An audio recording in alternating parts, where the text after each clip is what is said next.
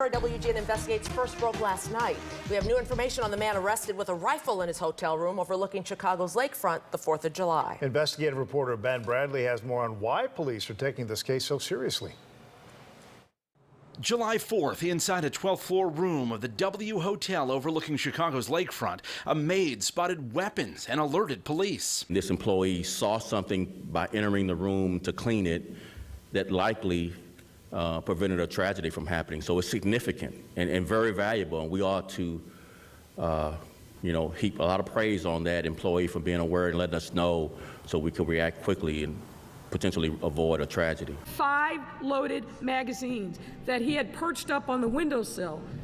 Thank God for that hotel worker who saw something and said something, and I believe averted disaster.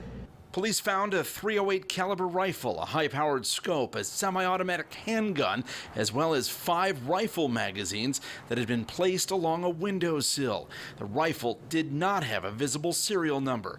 Officers arrested 32-year-old Keegan Castile of Iowa, who's now facing 2 felony counts of aggravated unlawful use of a weapon. His wife was with him. There's no previous criminal history of this person, nor any other issues in our federal databases, but obviously very concerning given the position of the W Hotel to Navy Pier. Police and hotel employees across the country have been on alert for armed guests since 2017, when a gunman used a suite at the Mandalay Bay Hotel in Las Vegas as a perch from which to kill 60 and injure hundreds more who were attending a country music festival below. That case hit close to home after it was revealed the gunman had months earlier rented a room at a hotel overlooking Grant Park the weekend of Lollapalooza. He never checked in for unknown reasons. Castile is from Ankeny, Iowa, where he operates an auto body repair shop and is the father of 2 young girls. A Cook County judge said while he had a license to own and carry guns there, clearly we're not in Iowa, and he shouldn't have brought the weaponry to Chicago. Our Joint Terrorism Task Force officers debriefed, interviewed this person along with a companion, and we are continuing this investigation.